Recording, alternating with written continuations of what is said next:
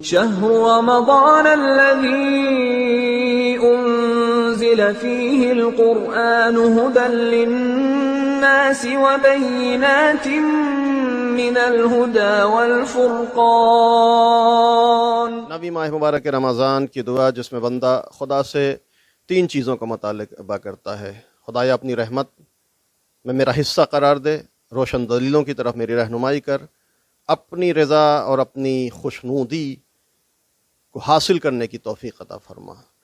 ماہ مبارک رمضان برکتوں کا مہینہ، رحمتوں کا مہینہ، یہ وہ مہینہ ہے کہ جب ہر وقت باران رحمت اس کی طرف سے نازل ہوتی رہتی ہے۔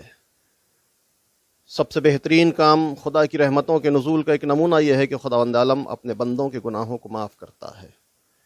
آئیں کوشش کریں کہ اس ماہ مبارک رمضان میں اس کی رحمتوں کو حاصل کر سکیں، باران رحمتوں کو اپنے اوپر نازل کروا سکیں، اس لیے کہ بڑا عظیم مہینہ ہے، بڑی برکتوں والا مہینہ ہے، بڑی رحمتوں والا مہینہ ہے۔ خاص طور سے پورا ماہ مبارک رمضان یوں تو رحمتوں کی بارش ہوتی ہے، لیکن خصوصاً نماز کے وقت انتہائی اہم وقت ہے۔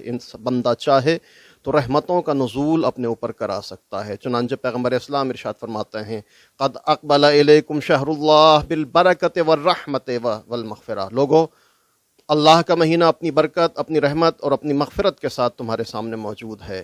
وارفعوا الیہ ایدیکم بالدعاء، تو اس وقت اس ماہ مبارک رمضان میں تمہیں کیا کرنا ہے، کب کیا کرنا ہے؟ وارفعوا الیہ ایدیکم بالدعاء فی اوقات صلاتکم، نماز کے وقت اپنے ہاتھوں کو بلند کرو، اپنے دست دعا کو بلند کرو۔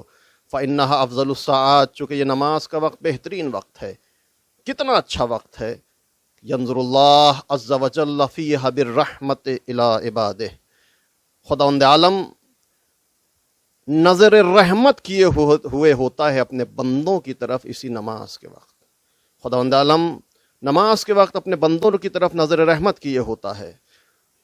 یجیبہم اذا ناجوا، جب بندہ اس سے مناجات کرتا ہے تو وہ اس کی مناجات کو سنتا ہے۔ ویلبیہم اذا نادوا، جب بندہ اسے پکارتا ہے تو وہ بندے کی آواز پر لبیک کہتا ہے۔ ویستجیب لہم اذا دعوا، جب بندہ اس سے خدا سے دعا کرتا ہے تو وہ اس کی دعا کو مستجاب کرتا ہے۔ بڑا عظیم مہینہ ہے۔ نماز کے وقت خصوصاً رحمتوں کا نزول ہوتا ہے۔ خدایا توفیق عطا کر کے تیری رحمت ہمارے شامل حال ہو سکے۔ کس طرح بندہ اللہ کی رحمت حاصل کر سکتا ہے، کس طرح خدا اپنے بندوں کے ساتھ اس مہینے میں رحیم ہے۔ روایت میں آتا ہے کہ ایک نوجوان پیغمبر اسلام کی خدمت میں آتا ہے، گنہگار ہے، توبہ کرتا ہے، واپس جاتا ہے، پھر نقض توبہ کرتا ہے، پھر گناہ انجام دیتا ہے، پھر پیغمبر کی خدمت میں آتا ہے، یہاں تک کہ 3 مرتبہ پیغمبر کی خدمت میں آتا ہے، توبہ کرتا ہے اور نقض توبہ۔ جب چوتھی مرتبہ آیا تو پیغمبر ناراض ہوتے ہیں، اس کو اپنی بزم سے نکال دیتے ہیں، وہ نوجوان چلا جاتا ہے۔ تھوڑی دیر کے بعد جبریل نازل ہوتے ہیں، آواز دیتے ہیں، اللہ کے رسول، اللہ نے تمہیں سلام عرض کیا ہے اور خدا تم سے کہتا ہے میرے حبیب یہ بتاؤ کہ میرے بندوں کو تم نے پیدا کیا ہے یا میں نے پیدا کیا ہے؟ خدا یا تو نے پیدا کیا ہے۔ میرے حبیب یہ بھی بتاؤ میرے بندے میرے حکم کی مخالفت کرتے ہیں یا تمہارے حکم کی مخالفت کرتے ہیں؟ خدا یا تیرے حکم کی مخالفت کرتے ہیں۔ میرے محمد یہ بھی بتاؤ میرے بندوں کو تم معاف کرتے ہو یا میں معاف کرتا ہوں؟ پالنے والے تو معاف کرتا ہے۔ پر میرے حبیب جب میں نے اپنے بندوں کو پیدا کیا، میرے بندے میرے حکم کی مخالفت کرتے ہیں اور میں اپنے بندوں کو معاف کرتا ہوں، تو یہ بتاؤ کہ تم نے اس نوجوان کا دل کیوں توڑا؟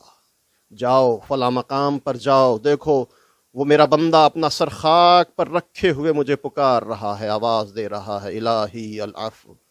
میرے حبیب جاؤ اس کو میری رحمت کی بشارت دے دو، میری رحمت کی بشارت دے دو کہ میں نے اسے معاف کر دیا۔ پالنے والے تجھے اس ماہ مبارک رمضان کا واسطہ، تجھے تیری برکتوں اور رحمتوں کا واسطہ ہمارے گناہوں کو بھی بخش دے اور اپنی رحمت کا نزول ہمارے اوپر کر دے۔ دعا کا دوسرا فراز، خدایا آج کے دن تو اپنی روشن دلیلوں کی طرف میری ہدایت کر۔ براہین ساتیہ سے مراد علماء فرماتے ہیں کہ قرآن اور اہل بیت۔ یہ مہینہ جہاں بہار قرآن ہے وہیں ماہ ولایت بھی ہے۔ انسان کوشش کرے کہ قرآن کی آیات سے الہام لے کر اور سیرت اہل بیت کو اپناتے ہوئے کردار کو معطر کرنے کی کوشش کرے۔ تیسرا جملہ، وَخُذْ بِنَاصِیَتِی اِلیٰ مَرَضَاتِکَ الْجَامِعَۃِ، بار الہٰ میری پیشانی کا رخ اپنی مرضی کی طرف موڑ دے، کوئی ایسا کام نہ کروں جس سے تو ناراضی ہو، جو تیرا غیظ و غضب کا سبب بنے، تجھے تیری محبت کا واسطہ، تو مشتاقوں کی آرزوؤں، تو آرزو مند لوگوں کی آرزوؤں کا مرکز ہے۔